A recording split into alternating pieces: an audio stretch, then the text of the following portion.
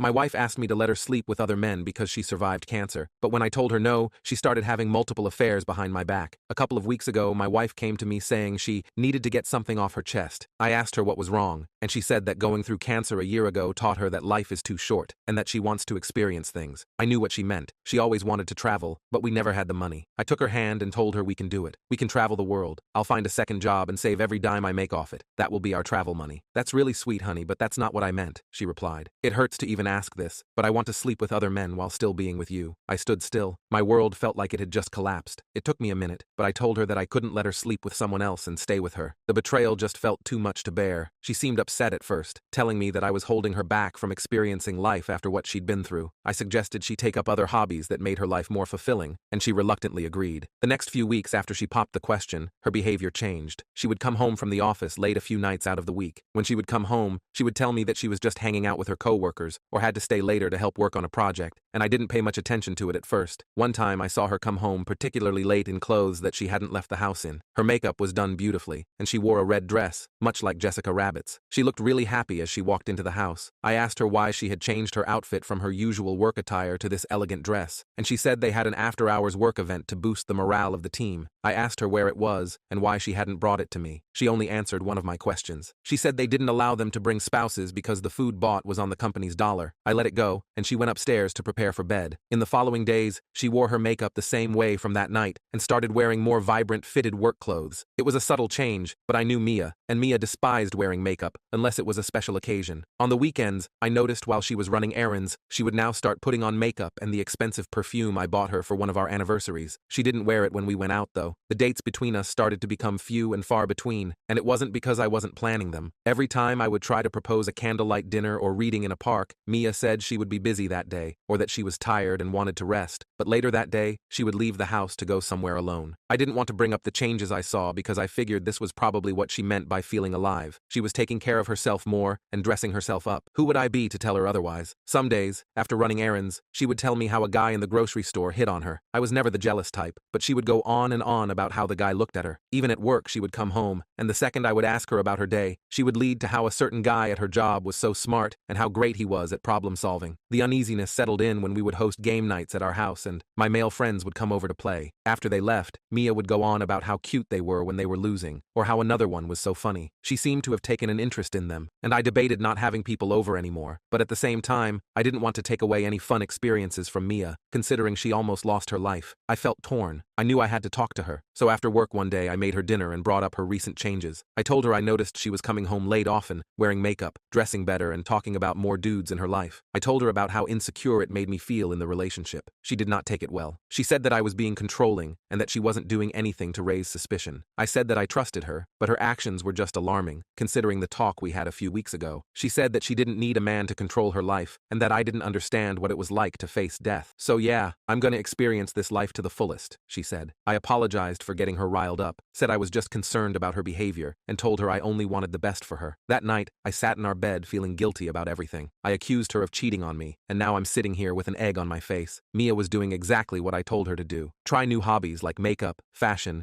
and being more sociable, and here I was telling her to stop because it made me feel uncomfortable. I felt terrible. I was too strict on her. Then I began to think, why was she only more sociable to men? The feeling of potentially being toyed with ate at me. One moment, I felt that she was playing me and using cancer as a cover-up for her true intentions, and the next moment, I felt guilty for convincing myself of this. It had been weeks since our last date. Every night that Mia would come home, it would be almost my bedtime. We didn't talk much other than an occasional, "How was your day?" or "Could you pick up milk on your way home?" Mia started going on weekend trips, and whenever I asked her where she was going, sometimes she would say she was just out with her girlfriends. Other times, she claimed it was for her job. I told her it was weird that they had her working late and asking for time on the weekends, and she said that it was because of some big project they were preparing for. I asked her if I could tag along, and she accused me of not trusting her. She seemed really upset every time I asked her, so after a while, I would stop asking and tell her goodbye, and to be safe. One day, she came home from work, late again as usual, and spoke to me first. I hadn't experienced this for a long time, and I was excited to talk to her. She asked me if I had time to talk, and I said of course. course. She then dropped another bomb on me. She asked if we could open our marriage and went on to talk about all the benefits we would have. She said we would both be happier and that we would no longer have to worry about being jealous of each other because we both would establish ground rules in the beginning. I couldn't believe what I was hearing. My heart felt just as broken as when she asked for my permission to cheat on me the first time. I felt a lump in my throat and looked at her. I knew that I didn't want anybody else. She was waiting for my answer, and I saw the look on her face was of desperation. I told her that I still didn't feel comfortable opening our marriage, and she began to cry. She cried and pleaded. Mia told me that surviving cancer was the biggest eye-opener for her and changed her life. She said she craved more excitement out of life now to make up for the years that were robbed of her from the constant suffering. I was confused about what prompted her to ask this, but I was sure of one thing, and that was that I wanted to make her happy. Though it hurt, I agreed to an open marriage. The next few weeks were rough. I dealt with constant paranoia. Every guy Mia would bring up, a little voice in my head told me they had been in my wife. I hosted fewer game nights, not because I didn't want my wife around my friends anymore, but because I didn't have it in me to play the role of a happy person when I was in a constant state of paranoia and insecurity in my relationship. Every interaction I had with my friends became tarnished because the excitement on Mia's face while talking about them would flash in my mind. After a while, one of my buddies from the game night reached out, asking how I was doing. He told me they saw a change in me and wanted to know what happened. I was too embarrassed to tell him that my wife opened our marriage and told him instead that one of my relatives died, and that was the reason I had been off the past couple of weeks. He gave his condolences and said if I needed anything to let him know. I truly appreciated Chad. He was one of my best friends in high school. He always kept it real. Mia was coming home even later now, and sometimes she wouldn't come home at all. This was really affecting my mental state. Most nights, I didn't get much sleep because I was thinking about her and what she was doing. I tried calling her some nights, but the phone would often ring and ring without an answer. I noticed she started putting her phone on Do Not Disturb most nights. I was reflecting on my decision to do what made Mia happy and realized that I agreed to these terms at my demise. I often thought about whether I wanted to keep this up or if this decision would be sustainable for our relationship, and I knew that I couldn't go much further without ending up in an asylum. After about 2 months of having an open marriage, I decided to talk to Mia. She finally came home after being gone for 3 days, and I knew I had to speak to her then, since I didn't know the next time I'd have an opportunity to. I brought up the marriage and how I've been feeling lately, but it felt like while I was talking, Mia was looking at me, but not really listening to what I was saying. Or maybe she did listen and neglected to care. I told her I couldn't continue this relationship if we remained open, and that's when I saw a spark of sincerity on her face. She said that she apologized and said she hated to see me go through this alone. She agreed that we could close our marriage again and that phase was behind us. This felt like such a relief to me. We hugged and went upstairs to renew our bond with one another. For a while, everything went back to normal, and Mia and I were happily married. She stopped coming home as late and stayed home every day. She still wore makeup every day, and her sense of style was still great, but that didn't matter to me. I was happy that we were both happy together, until one night she joked about an open marriage again. At first, I couldn't tell if she actually desired that or if she was joking. I played it off as a joke and continued on. After a few weeks, Mia brought it up again, sounding a bit more serious, saying how she missed that time and how she felt like she was on a high. I asked her if this marriage alone was not enough for her, and she said it was, but it didn't compare to the new adventures she would take with other men, while also knowing she had a reliable man at home. Again, I felt betrayed hearing this. I felt like she was pretending all along to be satisfied with me, only because she feared losing me. I told her that I could not be in an open marriage for the sake of my mental health, and left it at that. That night, after she went to bed, I did something I'm not too proud of. I saw her phone on the kitchen counter as I came down to get some water, and I went through her phone while she was sleeping. I had to know for sure if she was being monogamous to only me after we decided to close our marriage. My hands were shaking, and I could feel the adrenaline rushing through my veins. I was on edge, unlocking her phone. I navigated to the messages and checked her recents. I saw her most recent text was from a guy named Big Chatty. He had told her goodnight and that he loved her. I dropped the phone back on the counter and felt the room spin around me. As I regained my balance, I scrolled up to see their conversation. He talked about her leaving her husband and living a better life with him. She said she wanted all that and more, but it was complicated at the time. They talked about future plans together and said that he wanted to see her more than just the weekend trips they took together. I should have known she wasn't taking business trips. In the messages, I even saw him sending her money for her hair, nails, and new clothes. That's where she got the new clothes from. When all the pieces started coming together, I felt like someone punched me right in the gut. I looked at the history these two had together, and they dated all the way before she asked me for the first pass on an affair. They had been talking about seeing each other before she was declared cancer-free. One of her messages to him was, "If I beat this, you definitely have to take me to the Maldives, lol." I couldn't believe her. This sadness quickly turned into rage. I felt my blood boiling and had to know who this Big Chatty was. I checked the number, and it looked awfully familiar. It had the same area code as ours. I could hear my heart beat through my ears. I ran to grab my phone and searched for the number. It was Chad, my high school best friend. My heart shattered. The next morning, I woke her up with her phone in my hand. She asked me what I was doing, and I had no words. I opened up the messages between her and Chad and showed her. She instantly tried to explain that she didn't mean to hurt me, and their affair meant nothing to her. She even tried to say that's why she hadn't left me yet, because she still loved me and only wanted me as her husband. I was enraged. When she saw that I wasn't taking it how she expected, she began to cry and beg, just as she did when she asked for an open marriage. She again said that the cancer made her want to seek new experiences. I told her that the cancer didn't affect her brain and that I was leaving. She begged and cried at my feet, and it was hard seeing her like this, but I knew that I couldn't continue living with a liar. She and Chad both betrayed me too badly, no matter what she'd been through. I needed better for myself. I packed up my belongings and left. As I made my way to the car, I looked back to see her at the door crying and felt sorrow take over me. I left before I could give myself a chance to change my mind, and on the car ride, I suddenly felt a bit relieved knowing that my gut feeling was right all along. The constant gaslighting of my feelings left me in so much emotional turmoil that I didn't know how much baggage I was actually carrying until I left.